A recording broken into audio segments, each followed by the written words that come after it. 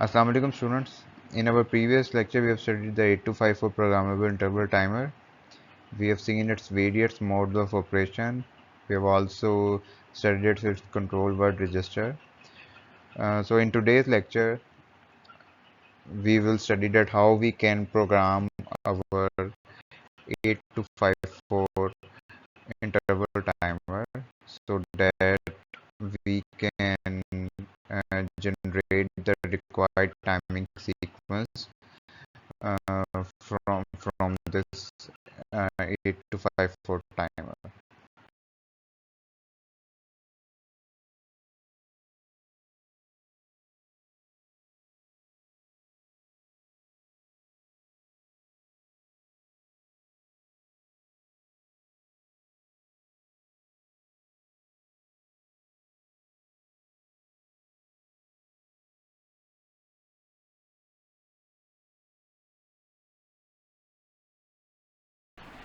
Okay, so let's begin with this example. In this example, you are required to write a program to generate a square wave of 1 kilohertz frequency on out one pin of the 8254 timer, and we assume that the clock 1 frequency is 1 megahertz and address for control register is 0BH, whereas the address of the counter 1 will be 09H and the address of the counter 2 is 0AH. So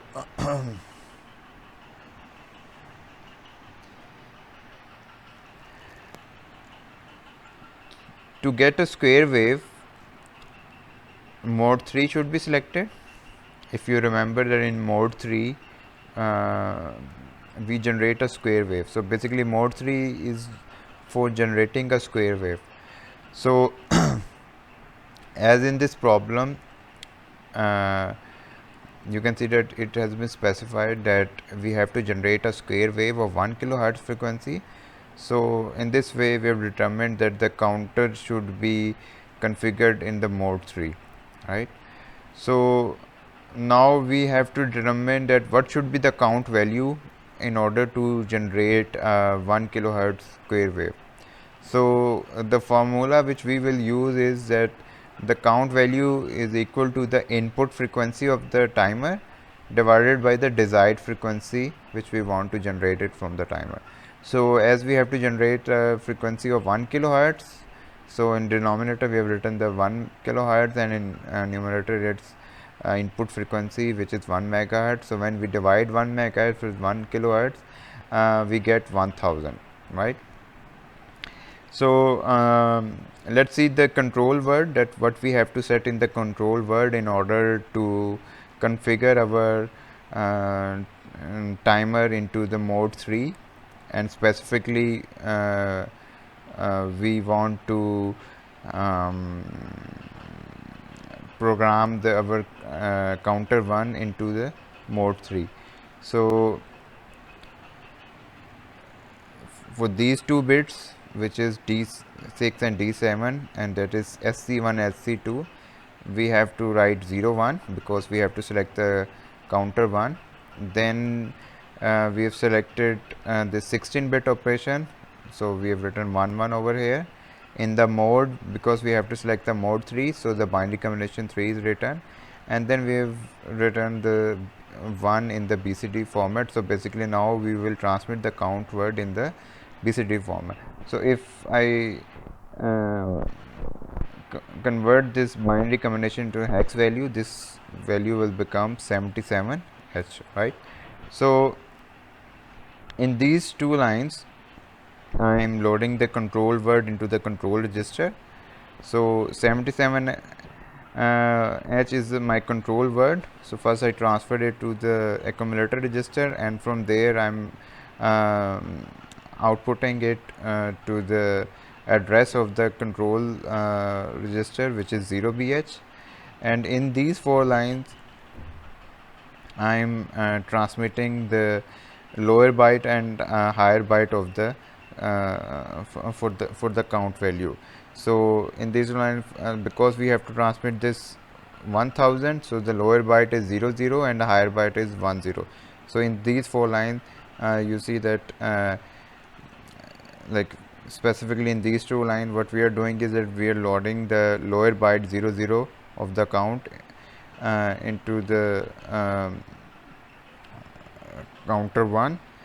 So in the last two lines, the higher byte, we are transmitting the higher byte. So in this way, by using this 4 line, we have transmitted the count value to the counter 1. So now we have configured our counter 1 in mode 3, and now our counter 1 is should generate a square wave of 1 kilohertz. Okay, so this is another example. In this example, we have to write a code so that we can generate 1 kilohertz square wave at counter 1. Again, we have to generate a 1 kilohertz square wave at counter 1, but this time the counter 0 address is 80H and input clock frequency is 0.5 megahertz. Okay, so this is another example. So first we have to determine the control word. So again, these 2 bits will select my counter 1 over these 2 bits, which is your RW0 and RW1. So now we have configured the counter 1 so that it should load the 16-bit value, and these 3 lines for the mode 3. And here the difference is that in our previous example we were loading the BCD value, but when we have selected a 0, it means that now the counter 1 will receive a binary value, right? So for determining the count value, we will divide the input frequency with the desired frequency. So after dividing 0.5 megahertz with 1 kilohertz, we will get 2000, and in binary combination this value will be 07D0H. So now what we will do is that first we will transmit this control word to the control register. So these 2 lines are used for transmitting the control word to the control register, and the next 4 lines are used to transmit the lower byte and higher byte of the count value. So you can see that in these 2 lines you are transmitting the lower order byte of the count, which is D0, and in these 2 lines you are transmitting the higher order byte of the count value.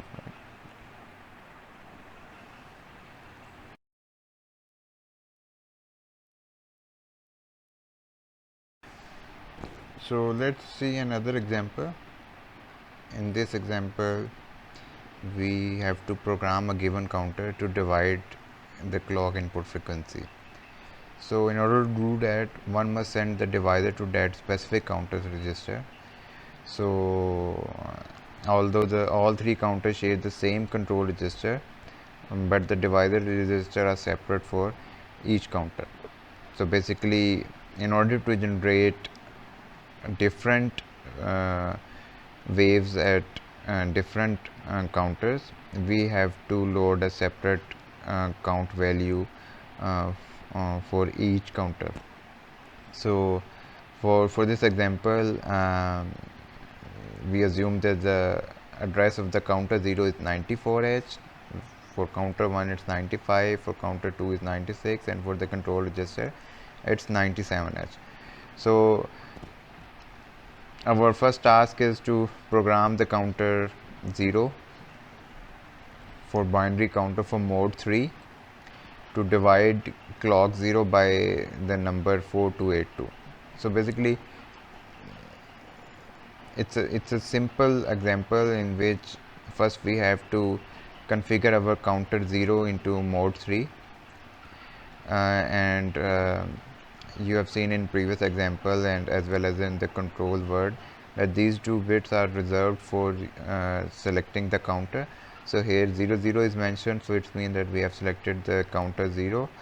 Then we have selected the 16-bit value, and in these 3 bits, sorry, mode 3 selected, and 1 is mentioned here, so that's why in this example we're transmitting the uh, count value in the BCD format. So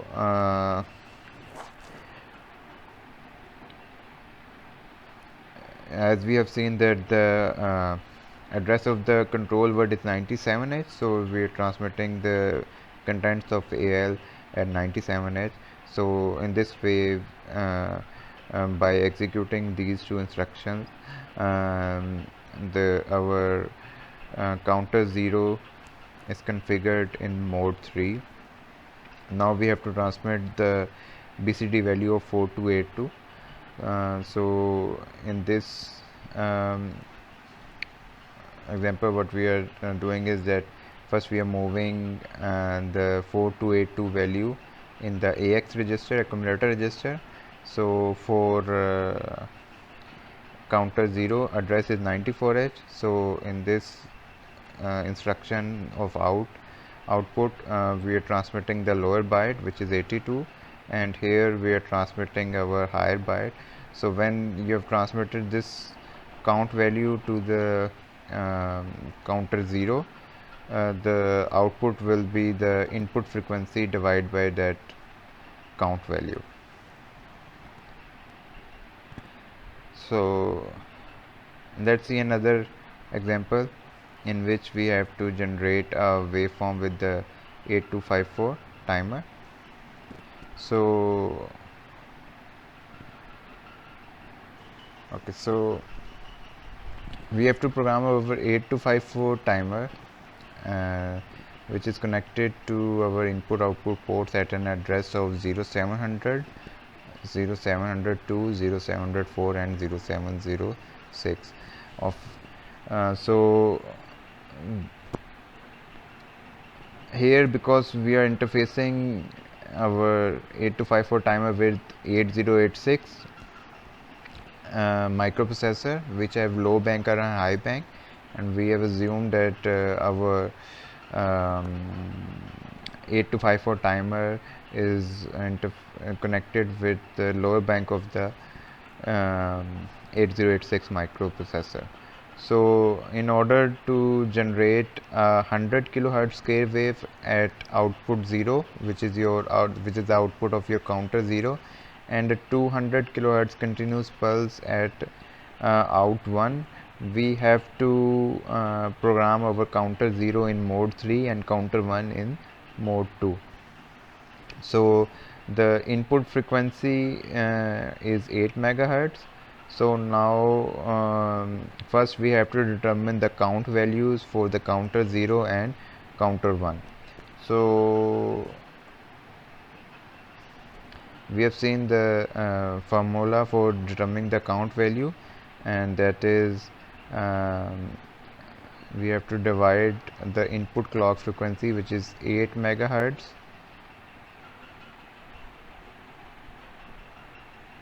with the desired frequency. For counter 0, we have to generate a 100 kilohertz pulse, so we have to divide the 8 megahertz with 100 kilohertz. So simply, if you divide 8 megahertz with 100 kilohertz, the answer will be 80. So it means that the count value for the counter 0 is 80, and the count value for counter 1 is 8 megahertz divided by 200 kilohertz.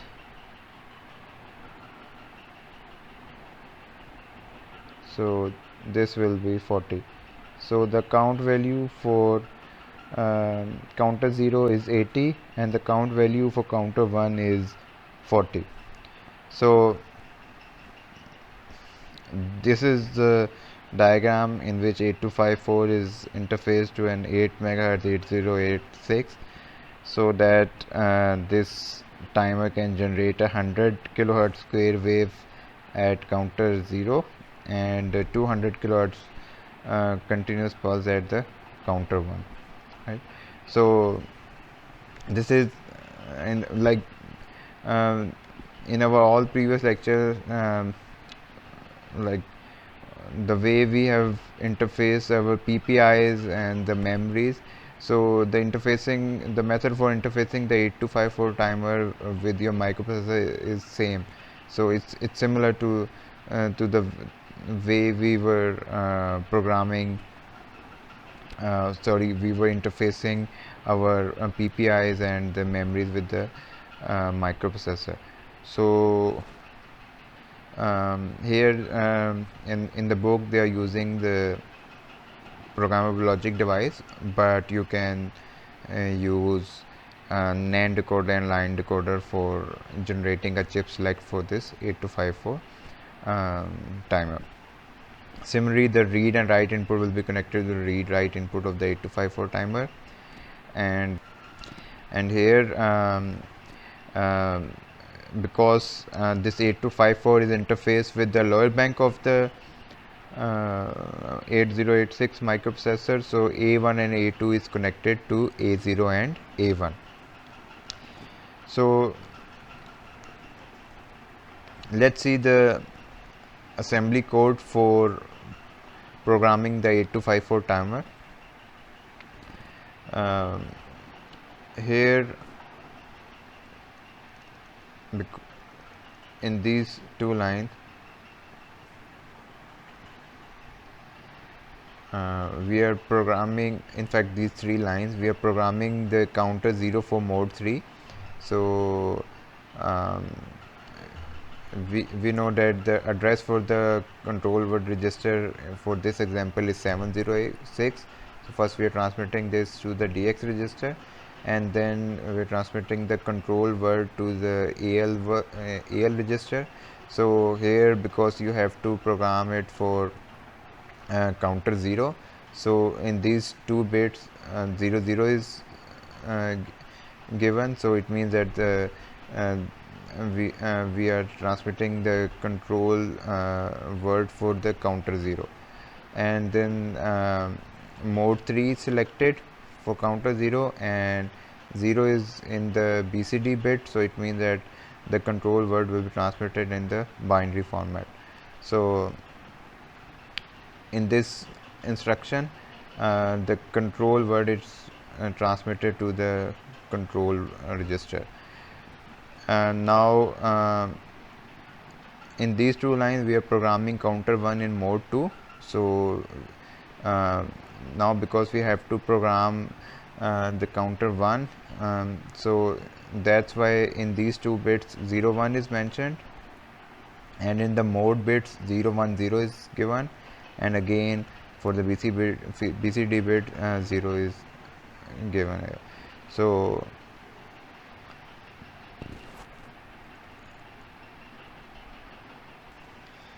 similarly in these three lines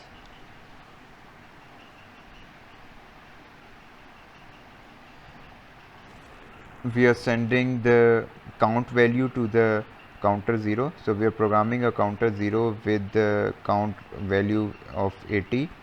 So in order to generate a 100 kilohertz square wave, the count value should be 80. So in this instruction we are moving the address of counter 0 in the DX register, and in this instruction we are moving the count value in the accumulator register, and here we are transmitting the count value to the counter 0. So